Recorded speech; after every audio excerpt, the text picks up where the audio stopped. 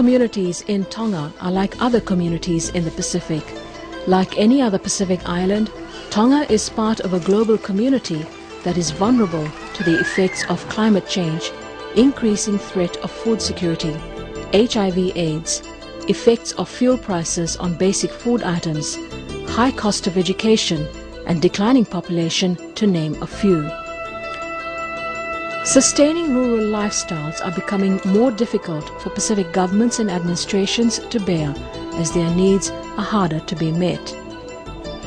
There is an ongoing need to create partnership with donor agencies, regional organizations, and non-government organizations or NGOs to ensure the basic needs of rural communities are met, because there isn't enough money within the government to reach out into the more isolated communities.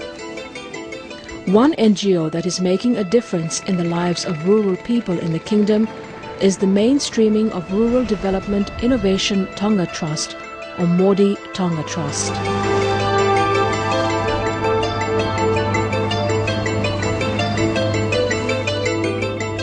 The Vavau Islands is the largest group of islands in the kingdom, with more than 50 raised coral atolls, but only 11 are inhabited.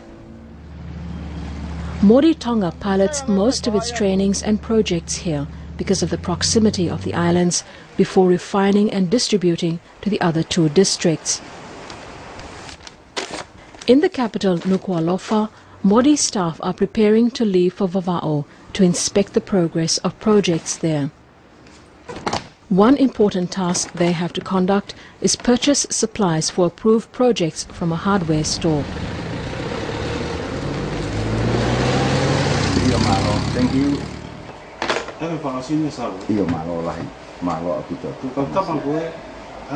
Ike and Acela are making payments and will be inspecting all materials to ensure the right quantity and items are packed and shipped to the respective project sites. They are making payments for project material that is to be sent not only to Vava'o but other islands with approved projects. Every item has to be checked for quality and quantity. Satisfied with the supplies, Ike and Acela will have to leave to continue packing to allow them to check in for the Nuku'alofa to Vava'o flight. The last project is about $140,000. Say 0.1 million. Thank you very much. Accompanying Ike and Acela from Modi Regional Office at the Foundation of the Peoples of the South Pacific International, FSPI, is the Learning Unit Coordinator Vikash Kumar.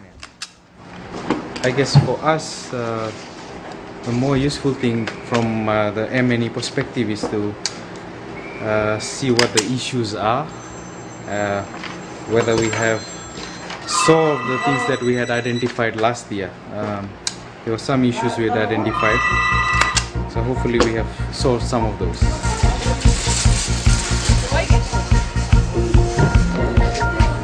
It's Wednesday, 16th February 2011, and it's also the cyclone season for most of the South Pacific countries.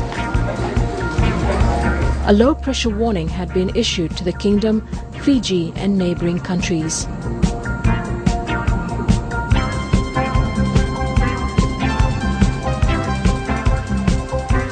Neafu town is the main administrative and business center for the Vava'o group.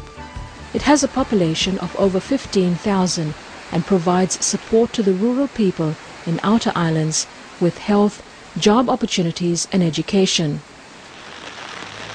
Pangai Motu Wharf is about 4 kilometers from Neafu. This is the closest point to the first project site, the village and island of Kapa. One of the projects earmarked here is the extensive repair to the Kapa jetty.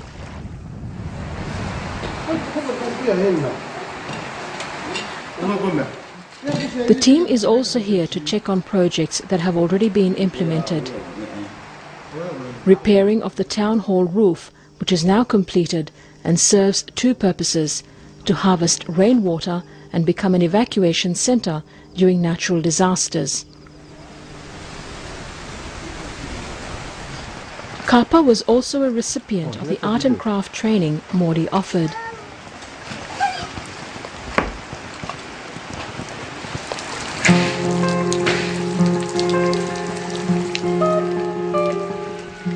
These are not rivers, but temporary streams created only when it rains.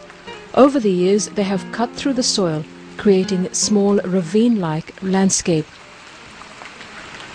Soil erosion and mud in this community is part and parcel of their way of life.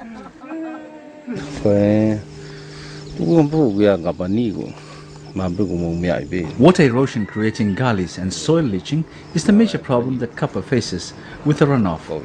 Stripping the topsoil and perhaps aided by the pigs digging up every vegetation trying to grow.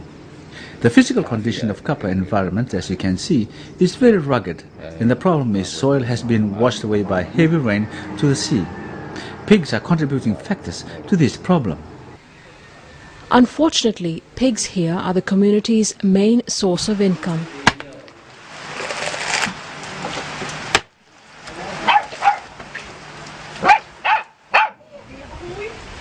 Sinithalela Pangai is married to a man from Kapa and knows the benefit of raising pigs to be sold in Nei Afu, the capital and main trading center of Vava'o. Swine and agriculture farming is my main source of income.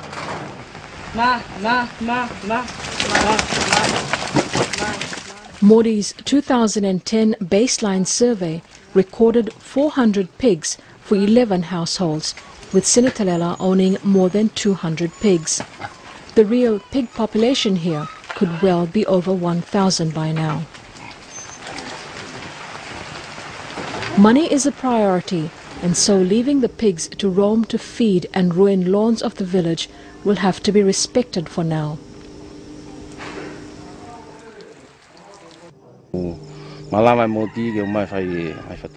We appreciate the training that Modi has provided. However, it's a shortfall on our part for not practicing the skills we've learned.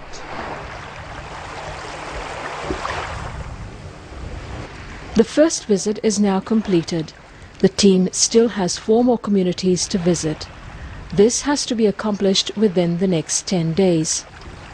Otea will be next, followed by Hunga, Lape and Matamaka. They are all part of the Motu district, or outer island communities in the Vava'o group. Since Modi's presence in 2007, one important form of training that has been high on its agenda is refining the mindsets of the target communities from dependency to self-reliance.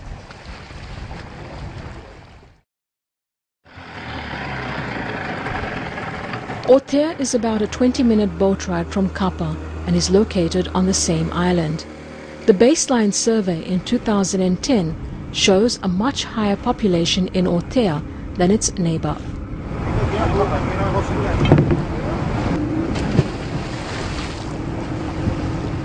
While the village also has issues with pigs, the animals haven't really caused the locals concern.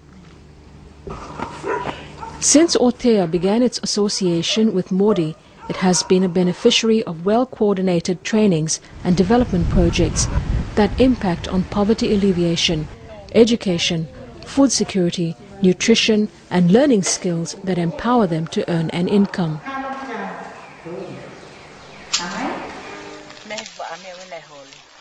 One Modi project that made a positive impact among the Otea women is capacity building in Hiapo, or mulberry farming. This is a traditional skill that was once practiced commonly here, but is now almost extinct due to the high number of skilled women migrating. Modi has resulted in a lot of positive impacts on the islands, largely because of the needs that we set forth in the development plans, such as developing skills through trainings such as arts and crafts. Without Modi's intervention, a culture and tradition would have been completely lost in Otea.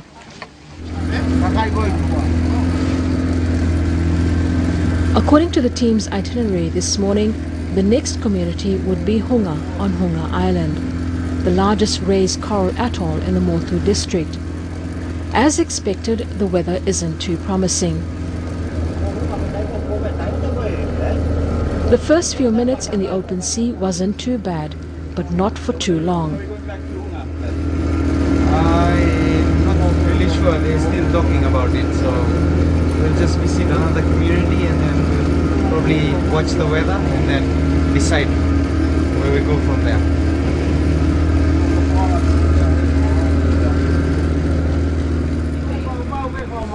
The captain had no choice but to turn back, and plan B had to be made immediately. We've just turned around because the sea is really rough, so we can't go to Hunga.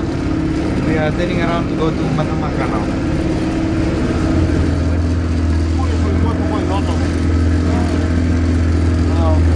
now. We reached Matamaka and then we realized that there was only one boat there, which means that most of the people are out in the town. So we decided to turn around and go back to Niafu. Spend the weekend there and then hopefully the weather improves, then come back and continue with our journey. Back in Niafu, the weather has worsened, therefore it was a good decision to turn back.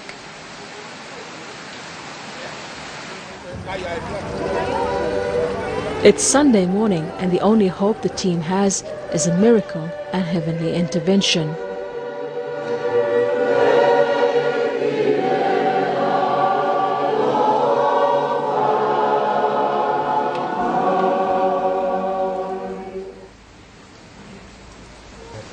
Monday, 21st February came and the weather hasn't changed. The trip to the last 3 project sites had to be postponed for the next day. The team had no choice but to spend extra days in Niafu. Additional costs incurred and time running out, the team will now have to plot a new schedule. The team decided to drop one project site, Matamaka.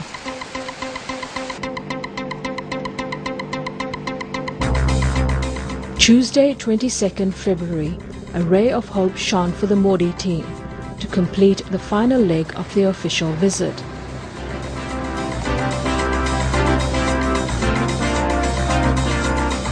While the team is getting ready for their trip to Lape, fishermen are busy selling their catch. Niafu is the closest market for the people of the Moto district to sell their products.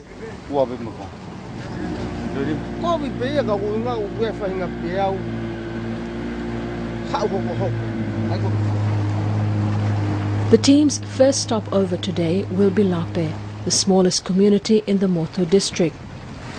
Hunga will be the final project site. In 2010, Lape recorded a population of about 30 people. The team is here to assist small projects that are currently in operation.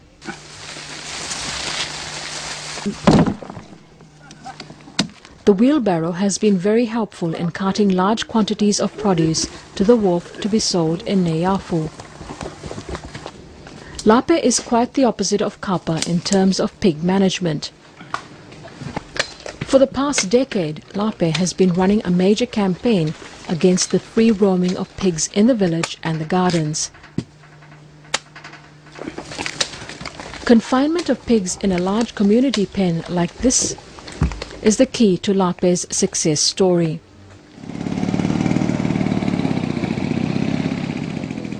Since the caging of pigs, Lape is seeing the fruits of its work. Root crops are now planted within the periphery of the village without the fear of damage by the pigs. The neatness in the community compound has also attracted tourism, bringing in extra income to them. Kapa could learn from Lape and realize that environmental protection, in fact, can be an alternative source of income through promotion of tourism.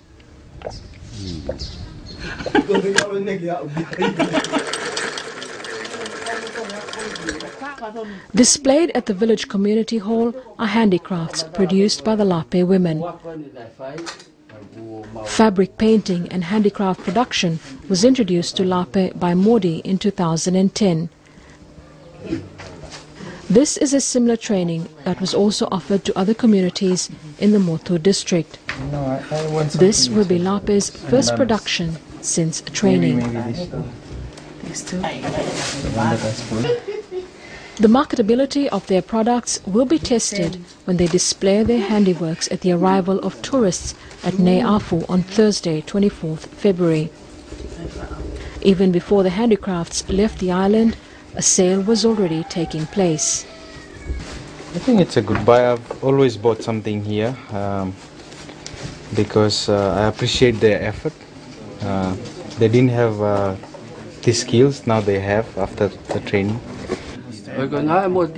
Modi has done a tremendous job in encouraging people to become more self-reliant through the delivery of trainings, making people realize that they have the potential to earn a substantial sum of money by using primary resources found along the beaches, on land, at sea, and turning that into handicrafts made out of pandanus, mulberry, seashells and other sources that are easily found and sold for cash.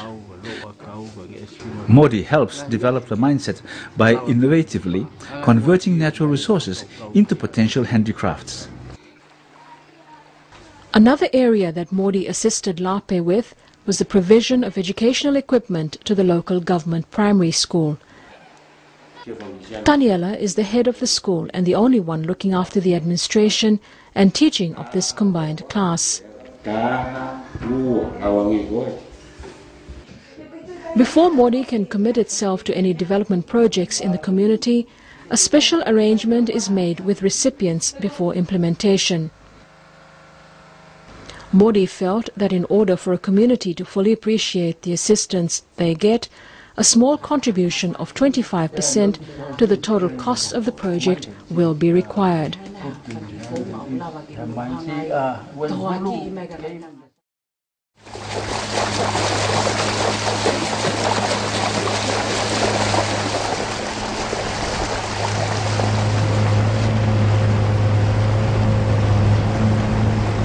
Hunga is the largest island in the Mothu district with a population of over 250 people. This is also where Modi has its largest and most successful project, the construction of this concrete road from the wharf to the village.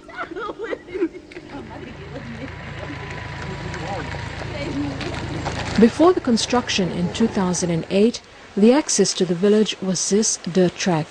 When it rained, the road became slippery and dangerous to use, especially when carting heavy loads to and from the village.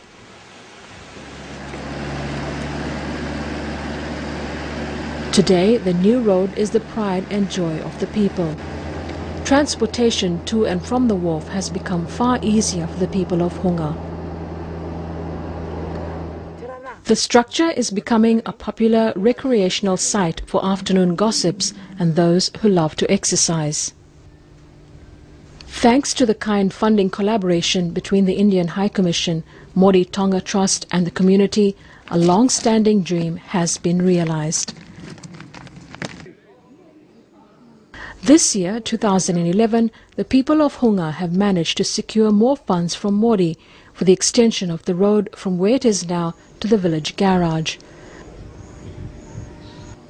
A distance of about 100 meters is left to be paved. Once again, the 25% contribution from the community was required, and Hunga has already paid in full.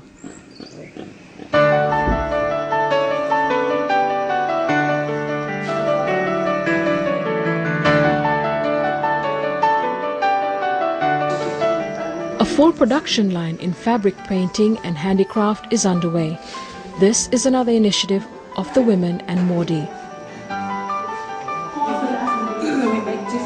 It's Wednesday, 23rd of February, and the women are extra busy. They are trying to complete as many items in preparation for the arrival of a tourist ship at Nei Afu. One member of the women's group is 25-year-old Pelonia Tautai, also known as Pelo. Pelo didn't really want to join the women's group at first, as they were much older than her. However, after attending Modi's fabric printing workshop last year, She realized the importance of the skills she learned to earn an income and be able to support her auntie and mother. What I'll do is motivate the young girls to join the group. I'll invite them to the village hall to see what the group is doing and hope that will get them interested. This will be Pelo's first experience in selling her handiwork to tourists in Neyafu.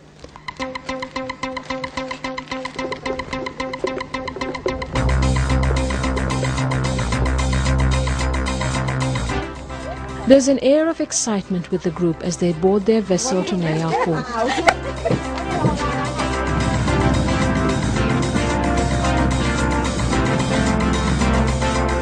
The boat looks overloaded and without life jackets, but this is the nature of traveling here in Motu district and in most parts of the Pacific. Everyone is oblivious to the looming dangers, the possibility of the boat capsizing.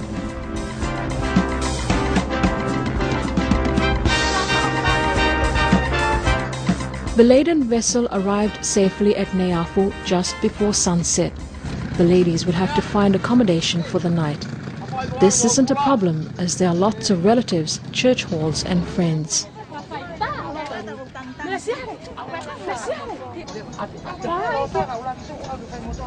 I guess it was quite strange and funny. So many of us came in just a little boat, which was with no safety equipment and just I guess depending on the mercy of the sea and just the hope that the boat will bring us all the way here. But this is the reality that people face. They can't afford to pay for these boats, to come just alone. They have to really group together, and especially these ladies because they are going to sell their things here, so they have to pull a couple of them together to meet the cost of the boat.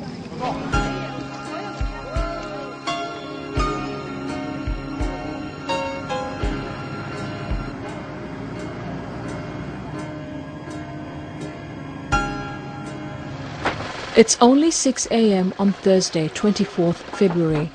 Ike had to be here early to facilitate the setting up of display tables. Stall setting up is slow. There are no signs yet of women from Lape, Hunga and other Motu communities where Modi had conducted their handicraft trainings. We don't care how much we sell, but when we try to show our stuff, it's very, very important for us. And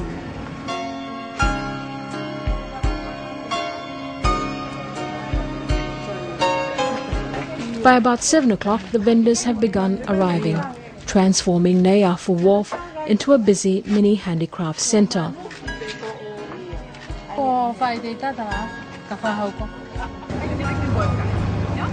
By 11 a.m., tourists predominantly from European countries start arriving.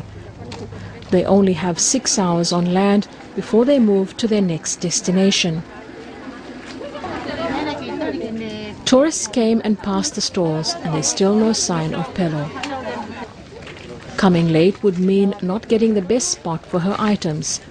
Sales at the stalls are slow. Knowing the sales situation wasn't promising, our seller began exercising her marketing skills, an area which most of the group lacks. Within a short time, our seller struck a deal with the client. She gave a discount on the item that was previously $10 each. Without the knowledge of the owner, she had slashed the price in half, and as a result, the client asked for an extra one and offered $11 for 2. This now translates into 20 pa'anga. Pelo finally arrives at the scene, but most tourists have visited, purchased their items and left. Her handicrafts are now placed at the back tables. The chances of her making a sale today is very slim. By 4 p.m., tourist numbers have thinned. The ladies seem content with their efforts today. While some are celebrating, Pelo isn't really happy. Oh, the sale was good, but the sale was good today, but not good enough. With the women successfully completing their sales earlier in the day, the onus is now on the men to do their part. Modi team is also there to witness the enthusiasm of the men working together in a project that is demand-driven, has strong community participation and ownership, innovating rural development.